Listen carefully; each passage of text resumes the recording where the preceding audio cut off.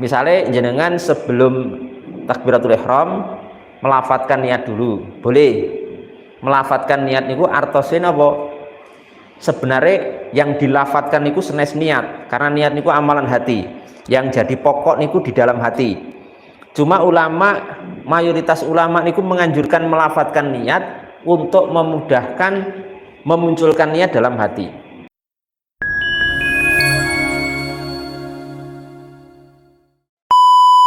Rukun sholat niku yang pertama, niku niat. Apa? Niat. Niku rukun sholat yang pertama. Niat di dalam hati. Niat di dalam hati, karena niat niku amalan hati. Karena niat niku asal maknanya al-qasdu, memaksudkan. Jadi niat niku amalan hati, makanya niat niku tidaklah diwujudkan kecuali di dalam hati, karena memang amalan hati. Lah niat niku ketika kita akan sholat, kita harus punya niat pertama, kesengajaan melakukan perbuatan sholat, qasdu fi'lih. Jadi harus sengaja secara sadar kita ingin melaksanakan sholat. Terus sholat yang akan kita laksanakan itu statusnya sholat wajib atau sholat sunnah, harus dijelaskan di dalam niat itu. Ya.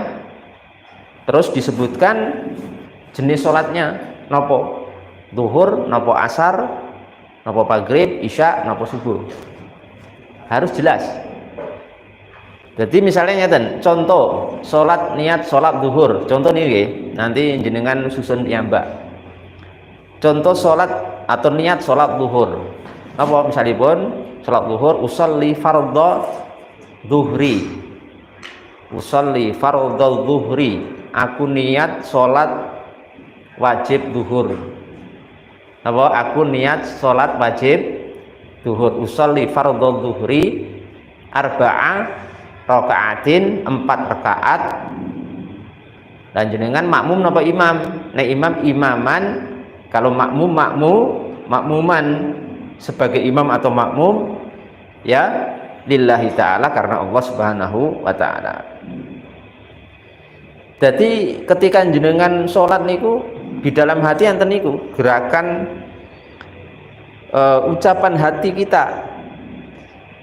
Mungkin yang dibahasakan Indonesia sederhananya ngeten, saya niat sholat wajib zuhur 4 rakaat sebagai makmum karena Allah, ngeten mawon. Tapi di dalam napa hati. Kalau panjenengan sholat zuhur tanpa ada niat dalam hati seperti niki, tiba-tiba jenengan masuk masjid terus langsung ngeten tok, sholatnya mboten sah. Sholatnya napa tidak sah, karena jenengan mboten melakukan rukun sholat pertama nggih menika napa sholat niat. Innamal a'malu bin niat. Amalan itu tergantung kepada napa niatnya. Nek jenengan mboten niat masuk masjid tiba-tiba langsung takbiratul ihram, belum ada niat mau apa, sholat apa dan seterusnya, niku panjenengan sholatnya tidak sah. Dan niat niku bukan dari rumah nggih. Lha kan kita dari rumah niku memang sudah mau sholat zuhur. Pas wudhu dari rumah pakai baju koko, pakai sarung, pakai songkok niku kan pun dari rumah pun ajeng niat sholat. Nek sampai masjid nggak usah niat lagi. Niku keliru. Jadi sing enten dari rumah niku, senes niat niku namine nek dalam bahasa fikih namine azam, baru azam niku rencana kuat, tapi bukan niat. Jadi ampun jenengan mencukupkan diri niat dari rumah gitu. Misalnya ibu-ibu dari rumah gitu pun wudu pun pakai mukena kan ajeng sholat maghrib, sampai di masjid nggak niat lagi dengan alasan niatnya pun dari rumah, niki keliru, karena yang dari rumah niku senes niat. Nek dilihat dari kacamata fikih niku azm, rencana kuat.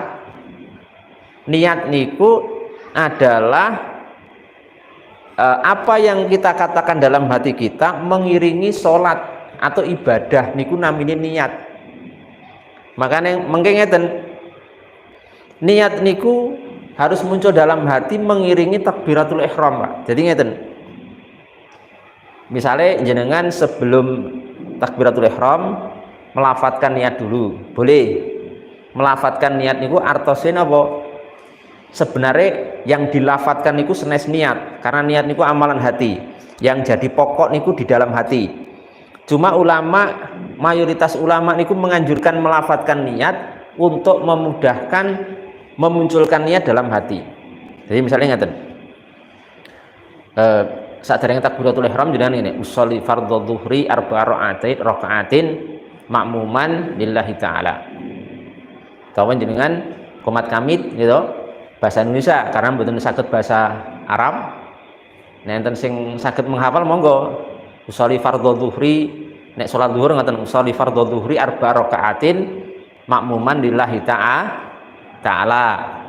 Nek salat maghrib usolli fardhul maghribi salasa raka'atin makmuman napa lillahi ta'ala. Nek jenengan mboten saged, susah Ustaz. Basa Arab susah. Wis gampangé napa? Jenengan bahasa Indonesia mawon. Saya niat sholat maghrib 3 rakaat.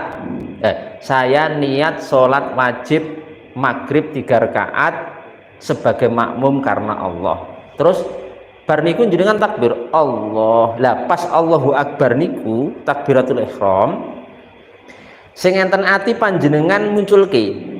Sing kata-kata tadi panjenengan munculke wonten hati jenengan, ngati jenengan. Nggih, paham mboten niki? Paham nggih? Jadi pas takbiratul ihram niku kalih mang ngomong enten ati, berbicara di hati. Aku niat sholat maghrib 3 rakaat. Aku niat sholat wajib maghrib 3 rakaat karena Allah. Ning enten ati, atine ngomong ngoten. Pas Allah, pas lisane ngomong Allahu Akbar. Nah, ini definisi niat niku napa? Definisi niat niku adalah